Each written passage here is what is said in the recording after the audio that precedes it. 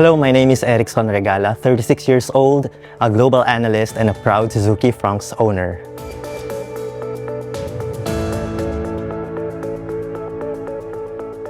So originally from Bataan ako, and then last December 2025, I transferred here dito sa Pampanga.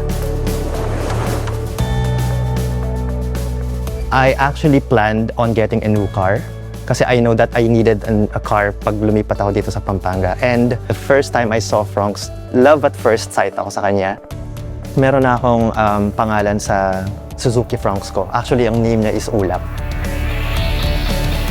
Whenever I am with Ulap, I feel the sense of calm.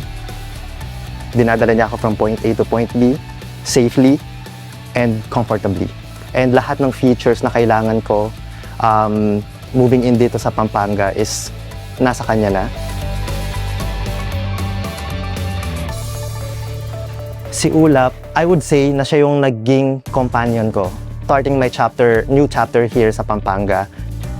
Nag-start ako dito mag-explore kasi alam ko Pampanga is known as the culinary capital of the Philippines.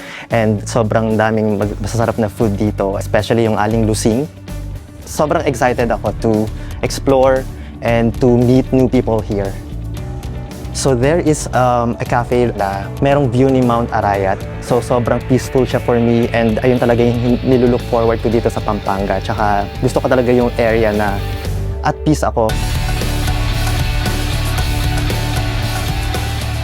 For me, I define home as peace of mind. I can feel the sense of community. Meron akong mga kasama dito na sobrang respectful and approachable. Tapos, kasama ko pa si Ulap. So that's really important to me na meron akong sariling sasakyan dito na magagamit ko whenever I go to places.